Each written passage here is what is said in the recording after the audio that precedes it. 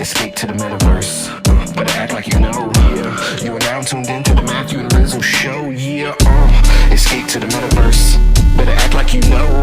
Yeah, you are now tuned into the Matthew and Rizzle show. Yeah, escape to the metaverse, better act like you know. Yeah, you are now tuned into the Matthew and Rizzle show. Yeah, escape to the metaverse, better act like you know. Yeah, you are now tuned into the Matthew and Rizzle show. Yeah.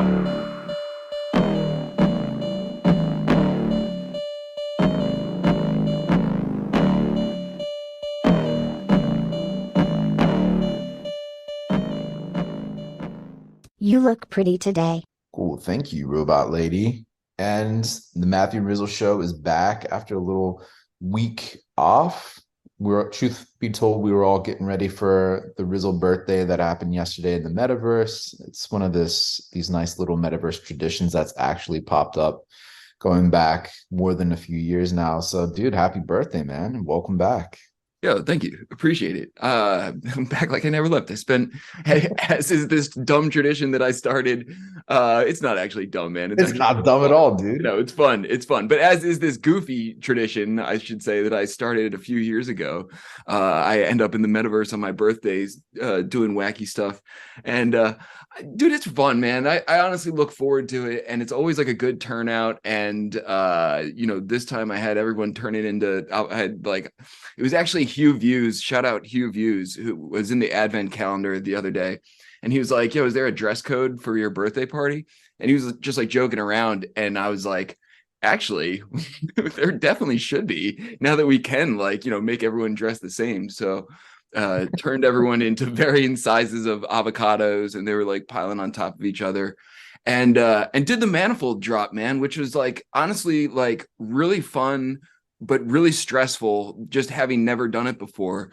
But it was cool to be on the other side of that coin in terms of like doing a drop. I've never done a drop before. So I actually dropped the Rizzle Block, like a version 3 of the Rizzle Block that's also part of this goofy lore that people can actually build with. And Fractillions and I, who helped me whip it up, her and I have been doing these beginner blender classes where we're actually using the block to like build things and make strange things or whatever as I'm like learning how to do stuff. So I don't know. So all this sort of like ties together somehow. But I know Neon Glitch is like doing something weird with the Rizzle Block too. He posted some cryptic GIF with them like moving all around. So I don't know, man.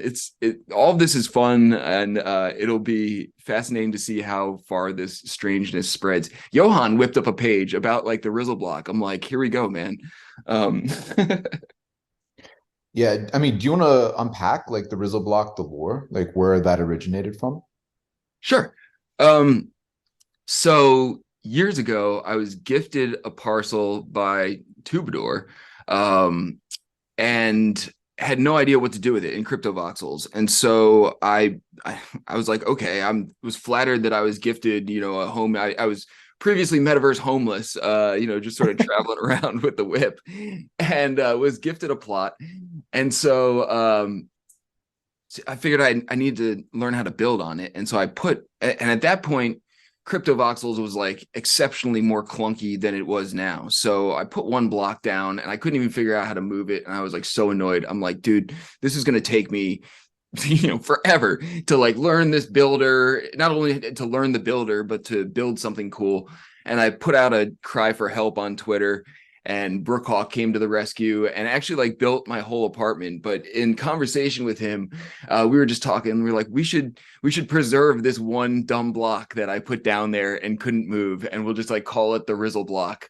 And so he set up my apartment, and he actually moved that exact same block under the bar where it resides, and I attached a guest list to it. And so now in my apartment in CryptoVoxels, there resides the original Rizzle Block from years ago. That people can hop in there and sign and stuff. And so as time has gone on, Brookhawk did a drop last year for my birthday of like a version 2 Rizzle Block that people can actually use. It's like a Vox model that people can bring into CryptoVoxels, and you see people like walking around with them. Fly Frog's often has like one on his head. I see them like randomly in people's builds. He did like a bunch of other stuff too. There's like a Rizzle Block bot and like some rare versions and everything. And it's just sort of become a thing. And so that's how we got to version 3 this year, which was my first solo drop. But in the same vein of giving someone a weird block that they can do something with, this one's a little bit different because it has the .glb file. I think no one's confirmed that I didn't mess that up. But anyway, if I did, I have all the files to send people, and people can, bring them into different metaverses and play with them and build different stuff with them and everything. So that's the lore of the Rizzle Block that, we've sort of willed into becoming a thing that is now a thing. And it's kind of crazy, man. I mean, you've seen this whole bizarre thing like spring up as well over the years, and it's just so strange that here we are, and it really is a thing. But it's cool, man. I don't know how I ever get out of this. I think I'm stuck doing my birthday and Rizzle Block shit in the metaverse for like the rest of my life, but I'm here for it. Dude, I think so. I mean, it's shout out to CryptoVoxels for just being like the best container for history, honestly. Yeah. Like, if nothing else, they really are the historical home or the home of history of the metaverse. Like yesterday for your birthday, shared that original James SW, like 1 of 10 snapshot of the crowd surfing Rizzle from like the first Rizzle birthday party in CryptoVoxels with the big ass block in the fucking center. It's so hilarious. And it's just the fact that it can continue to live on, and now it's like under the bar, like still it's like it's such a cool Easter egg for people to find. But like more people are coming around to like the historical value of CryptoVoxels in particular. Like I forget who said it the other day.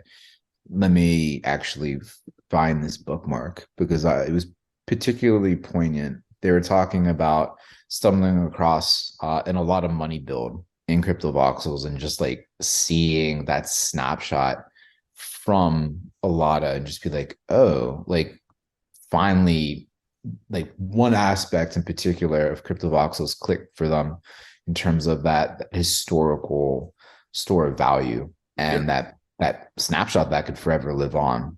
And damn, not even finding it, but whatchamacallit. I think I saw the same post, man. It is nuts to think about. Yeah. And Ben found it and commented on it. And in particular, like for a lot of stuff, he's like, yeah, making sure that shit lives on as long as possible. And like thinking about the art stadium that Alada built for me after St. Nakamoto too, it's like, damn, that's so fucking cool. Like it's just these big fingerprints or big archives of a person's life potentially living on forever, and baking it, like thinking about the programmability of all this, like my mind immediately goes to like a Matt Cain Gazer's work of art that's like literally an infinite work of art.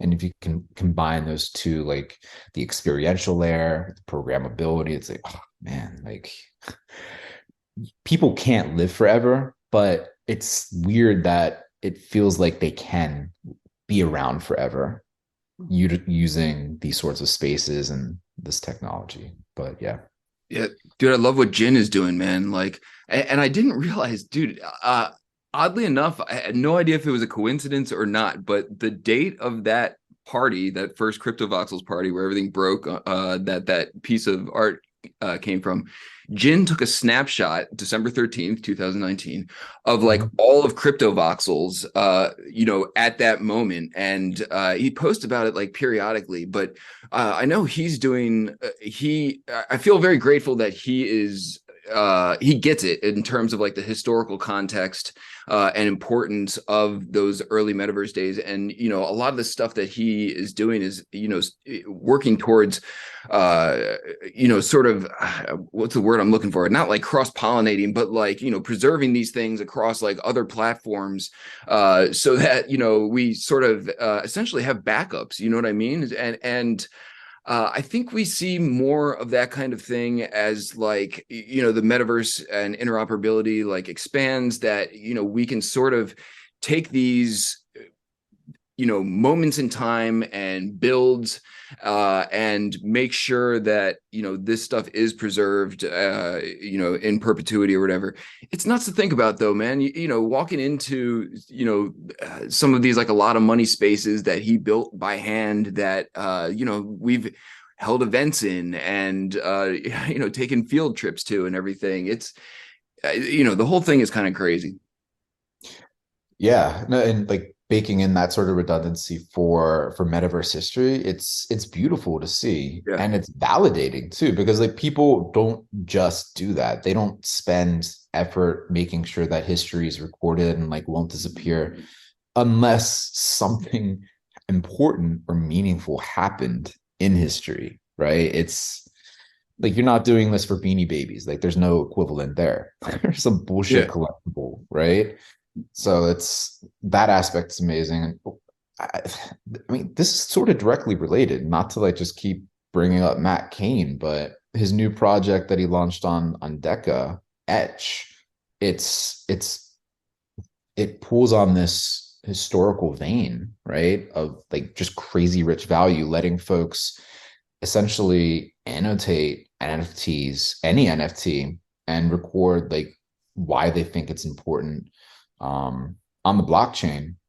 And in return, they get a sweet little generative work of art that an algorithm that Matt Kane helped program together with Deca Art spits out. But like the ability now to really write history on the blockchain and have your writing linked directly to a very specific NFT, I think it's kind of game changing. And again, like you don't have to be a djinn to like copy whole metaverse worlds in different like VR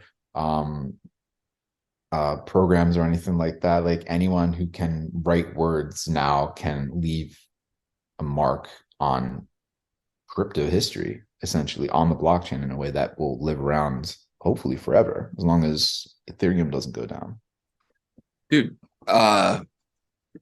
dude, yeah, Matt Kane's like on another level, man. But I love people like that within the space who are like doing different interesting things.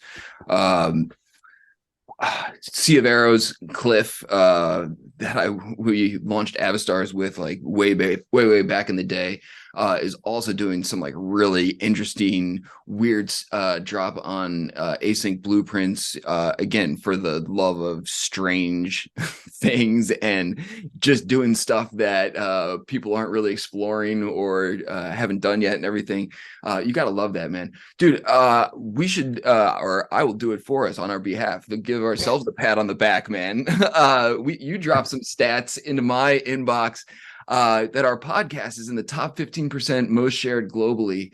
And I think that blew a lot of people's minds, including my own, man. It's funny because a couple months, I think I hit you up. I was like, hey, man, do people listen to our podcast? Like, I haven't even like checked the stats in a long time. Sort of like, I don't know. This is sort of like my safe place or whatever, just sort of say whatever and let it rip.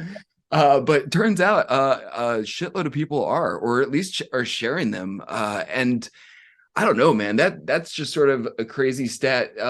What are your thoughts on that?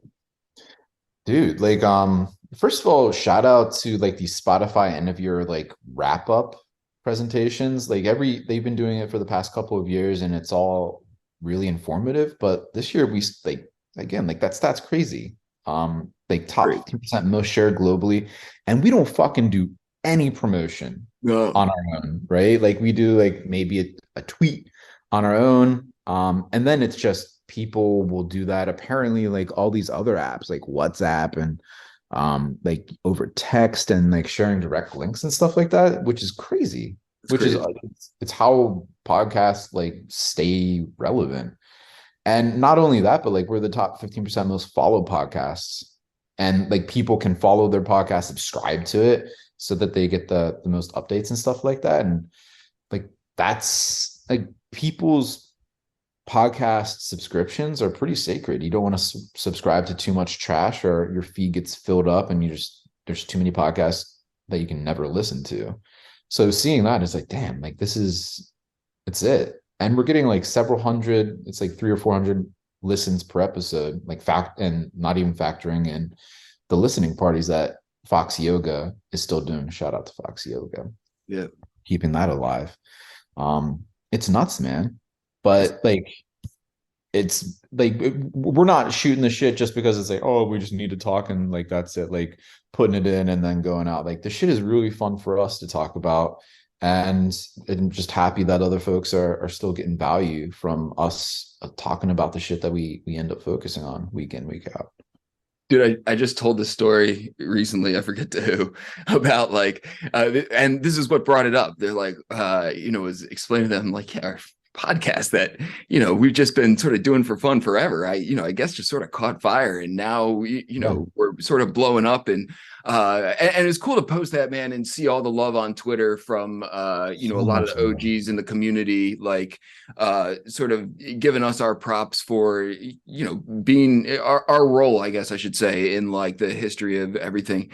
But anyway, man, was telling the story about when we were, I think it was at NFT NYC with Luke from Non-Fungibles, and he was like, yeah, man, whenever I go to these conferences, I just ask for a media pass because we're media. We're like the media that covers, this kind of content. And like you and I think we like played it cool in front of Luke, but like got into the elevator like later on to go somewhere else. And we're like, oh my God, we are so dumb. Like, how did it never even occur to either one of us to ask for a media pass when like literally people, are listening to us to as we talk about this kind of thing for years now. So if that's any indication of how bad we are, like sourcing sponsorships or promoting ourselves or even recognizing what we are.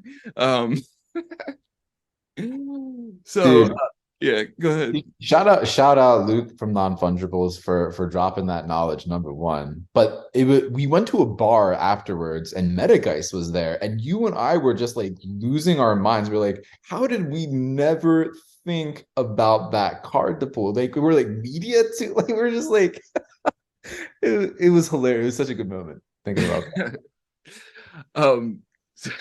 So it's cool, man. I feel like during this bear market, like a lot of people are sort of looking back on the history of this space. And it seems like, I don't know, maybe the space is thinning out a little bit from some of the garbage.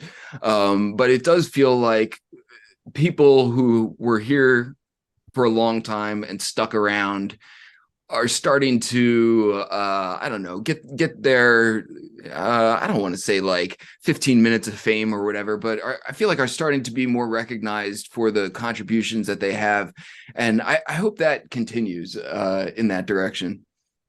Yeah, man. I mean, really shout out to everyone that reshared that tweet of yours, and like Sats Moonsoon, his tweet in particular, like we've met up like IRL multiple times, and like his entrance in the space, like he said, was our podcast, and like the way that he came across the Sarah Zuckers, the Miss Al Simpsons, the Matt Keynes of the space was through our podcast, man. Interviewing them and all that good stuff.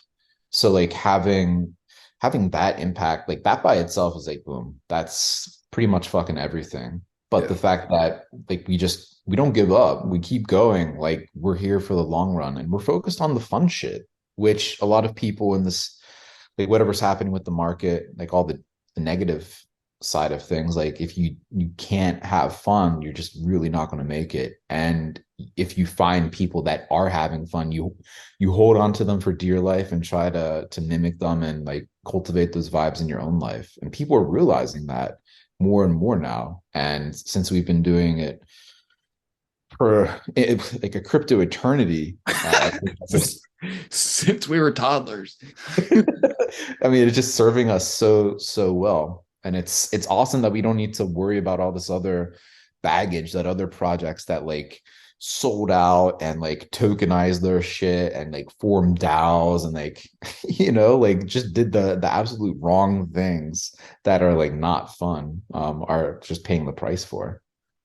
Yeah, I feel like same thing with the whip, man. And then Yep. we can stop like this love fest for ourselves. but but I think our approach of like having this be like a super low lift for us that we can have fun with and just come back to and let it rip, just like the whip. It's a event. It's like a thing to set up, but also like the expectations are low in a good way, and that we can just sort of do our thing. And I feel like people have responded well to it, but it's also made it like sustainable for us, man. I feel like that's where, like you said, a lot of these other situations have gone wrong, is they set themselves up for this like big thing that's like totally unsustainable, and it has all this like production time and energy and money put into it. And shout out Dragonate, man. We for like helping us out with the editing, but we don't even give him too much either. We just like send it over and we're like, dude, this doesn't need any editing, just like please add the intro outro and help us out, man. So it's been fun. Dude, and like speaking of the whip, like for as light of a lift as it is, I mean, again, we have like the whip crew, everyone shows up and like it's family, but like every week is uniquely different, and like the opportunity for fun, the fun factor is always there. Like this week is another like amazing example. Like you want to unpack like all the shit that we have planned for this week, and there's a lot. Yeah, I don't know exactly what Talk Sam has been like a little bit cryptic about exactly what we're going to experience with him. But prior to that, we're going into the Gotchiverse, which I'm like really excited about, man. I've like sort of been in the same circles with their team for many years now. A couple of years ago, we did like, but the awesome thing about Aavegotchi is that it's like a gigantic rabbit hole that is complicated and fascinating, and they're like so far out in front of their spin on things that it's been cool to get a firsthand perspective. But I couldn't even wrap my head around it in the beginning, so we actually had this event that was like explain Aavegotchi to Rizzle, and other people can hop into and figure it out with me. And since then I actually like have my little plot of land, and my little Aavegotchi guy farms his coins, and I pet it and everything. And so I'm a huge fan of their project. But they're also like extremely progressive, man, what they're doing. And they've got their whole like Gotchiverse, and there's like every now and again it rains like little tokens in there that you can collect, and you can now hang NFTs in there and everything. And we've sort of been in the same circle with them for a long time. But as the whip, we haven't really like had a group trip to the Gotchiverse before. And this is well timed because very recently they released like observer mode. So you don't actually have to have an Aavegotchi to go in and check it out. So that's perfect for our audience, because now even if you don't have one, you can just hop in and see what they got going on. And so we got, some of their team that's going to lead us on a little like Aavegotchi parade into the Gotchiverse on Thursday, and we'll check out some cool parcels. I'm not exactly sure all that they have up their sleeve for us, but it should be fun, man. They're a fun team with a really cool project.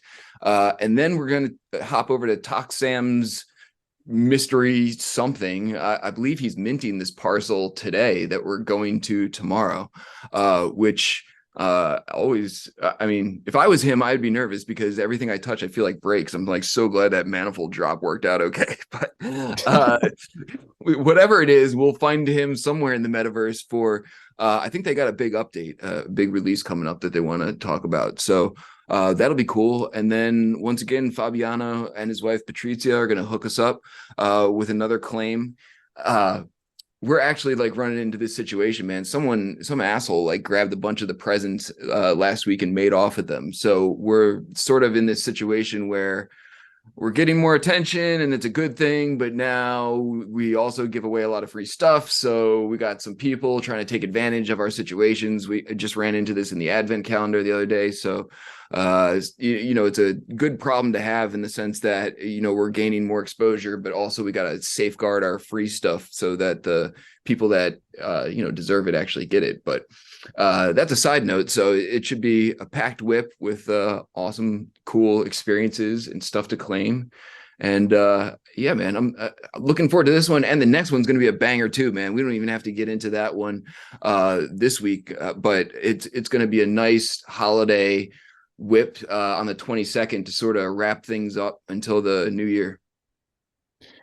Yeah, I mean, Jesus, like week in, week out, putting together these like highly produced shows, but it's super lightweight and always fun. So really stoked for Thursday. Really stoked to catch up with Toxam. Haven't connected with him and the Polygonal Minds team for a minute. They worked out, or they collaborated on a drop with the Humanium team earlier this year over on Nifty. But really, I mean, their crypto avatars project that they released last year, maybe a little bit earlier, was just so far ahead of its time. And it's kind of perfect that all the virtual worlds, and especially like Monaverse, is really leaning hard into VRMs and that avatar side of things, including CryptoVoxels. Ben Nolan's adding support for VRMs too. Yeah, dude, crypto avatars, their open source ones have been like absolutely, I don't want to say crucial, but like setting up those dressing rooms on the sides of the advent calendar and allowing people to, seamlessly change into all these different open source crypto avatars. Hopefully it's been like some good publicity for them. I've been trying to tag them and shout them out for it as much as I can and everything. But I'm like, the ability to use open source VRMs, man, is just a game changer. Like, yesterday is a perfect example, like having everybody in the avocado suit. I actually bought the avocado crypto avatars just because I'd been using it so much and wanted to support their project. But prior to that, you don't need to own them to use them. They're open source. So it's just been huge, and thankfully their project was so far out in front that been able to lean into it heavily, and I just feel like it's added so much. So yeah, really excited to see what they got going on and what they're about to drop. Yeah, man. Yeah, I guess the only other thing that's popped up over the past couple weeks of note is the discussion on crypto Twitter about these operator filters, or like the ability to block certain marketplaces in terms of reselling NFTs that a particular creator makes. And the debate on Twitter regarding that, stemming basically from like another communication error on OpenSea's front in terms of enforcing a operator filter, or like threatening or appearing to have threatened to not support creator royalties, aka like, yo, add this operator filter that blocks competing marketplaces, or have your creator royalties like revoked, like some sort of like weird extortion threat, which they luckily walked back due to all the crypto Twitter debate and like vocal dissent. That's been like the other major thing that's been on my radar. And shout out to Mighty Moose, who highlighted the fact that, like, damn, the fact that we can have these huge public square debates on like meaningful shit that actually translates to change in direction, new crypto tools that these marketplaces and projects in the space are creating, is just so monumentally important and different from what's come before. And just like it's really fucking cool to see people be so passionate about this shit. Anyway, that's the only thing that's been on my radar. No, I agree, man. In terms of being able to sort of have this discussion publicly and being able to affect like meaningful change in the marketplaces and everything is pretty cool to see it play out in real time. Shit, what was I gonna say? Something about the royalty thing, man.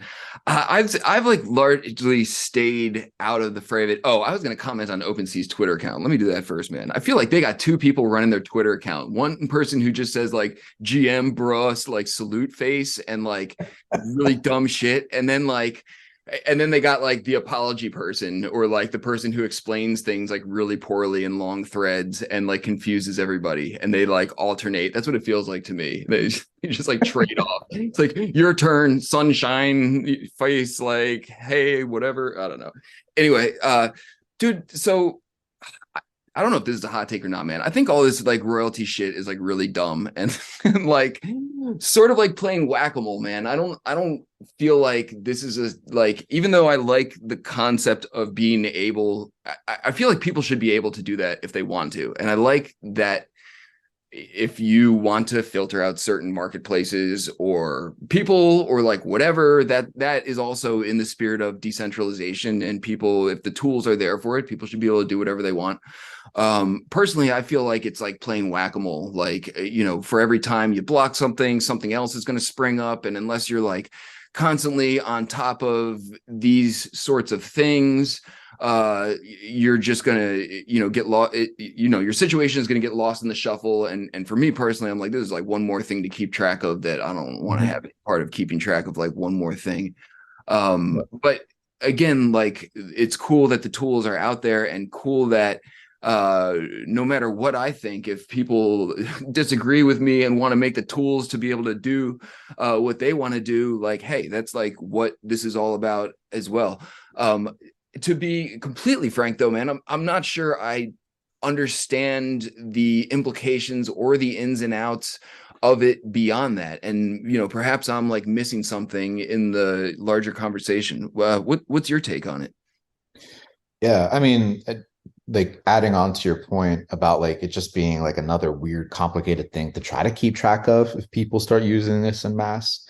Like shout out to the Vince Van Doe, because this is like a perspective that I hadn't actually deeply considered or thought too much about, just because I'm very pro creator royalties, obviously. Mhm. But Vince was, and a few others were calling out the fact that adding this sort of prohibition to resell like NFTs on other marketplaces like inhibits that sort of like crypto asset sovereignty that a lot of folks in the space hold so dear, like being able to use and take your asset and resell it and do whatever you want with it anywhere, right? Yeah. That's like a key core ethos of crypto, not just like NFT land. And adding this sort of prohibition makes that less it makes assets less sovereign, even though you can still take it and do things and you can still transfer between wallets and stuff like that. But for me, this operator filter tool, I'm thinking of it and reframed it in my mind more as like a tool of last resort, and a powerful tool for artists in particular, if need be. Hopefully they don't need to do this. And hopefully like crypto art collectors aren't really avoiding paying our creator royalties, which it seems like that's the case. But if for whatever reason these 0% marketplaces start really taking away crypto art collectors and really doing damage to crypto art creator royalties, then artists now have the ability to block their shit from being sold on these 0% marketplaces.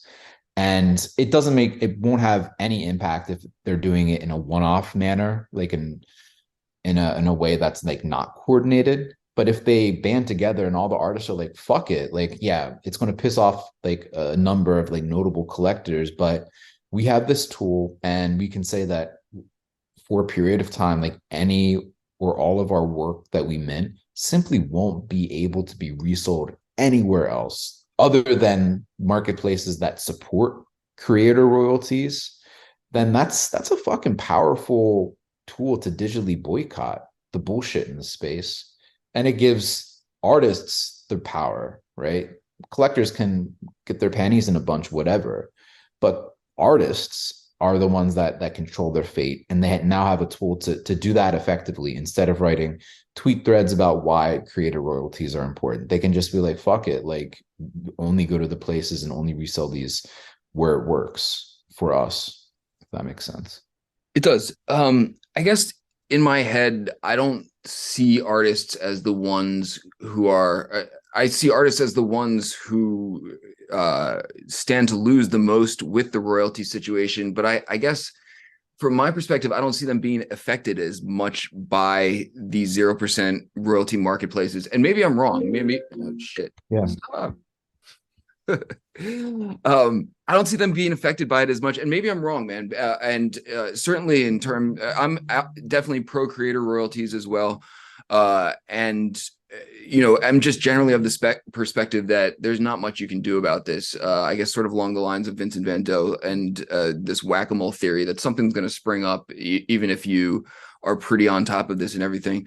But I don't know a lot of people who even use these 0% marketplaces. And I guess my perspective from the sidelines is these are mostly people trading in these like high-end PFPs and that kind of thing where there's I don't know, there's a little less personal connection with the creators, and it's more of like a speculative dollars and cents type of transaction rather than like I feel like I should be supporting the creator of this project type of thing. I don't, That's what I was saying earlier. Like the sense in the space is that crypto art collectors are not using these 0% marketplaces. Like 0% marketplaces are really taken, like they're used by the insert adjective animal PFP projects, right? Like that's what they're mainly being used for. Is there a sense we need to get like more like sure data supporting like that intuition and like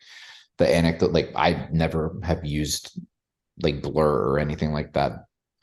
So it makes sense that not a lot of other crypto art collectors are doing that. So yeah, it's pretty much a non-issue, but it's a powerful tool for artists to use in case they need to use it. And I think that's probably the proper framing, and having it be like a tool of last resort, but still an option so that like artists themselves like don't have to worry about being silenced, and they can work so as to ensure the crypto art royalties continue to live on and are respected by collectors and stuff. But there's much better approaches for artists to continue to use to help shine a light on the importance of crypto art royalties, how important that is for like onboarding new artists and like ensuring those perpetual royalties, and all that good stuff, instead of resorting to using these like pretty complicated filters that would add more confusion than help the situation if they're doing it in this like one-off uncoordinated way. And especially if there's like no reason to do so because collectors are honoring royalties already. Yeah. You never know what's going to spring up though, man. I feel like tools are good. Like even if you don't need them or right now, you never, with the way the landscape changes, I feel like having stuff like that is better than not having stuff like that. And then people can just do whatever they want with with that tech. This has been cool, man. Anything else on the radar? No, man. Just hope everyone shows up to the whip tomorrow. Support the Gotchi gang, support Toxan, Polygonal Minds, Crypto Avastars, Fabiano, and Patrizia. Have fun with us. One more week until, Jesus Christ, I can't believe it's like Christmas and end of 2022 already. So come spend the rest of the year with the gang that's doing all the good things. Yeah, man, and thanks for chatting again. This is a fun conversation once again. And happy birthday once again. Thank you, man. Until next time. Peace.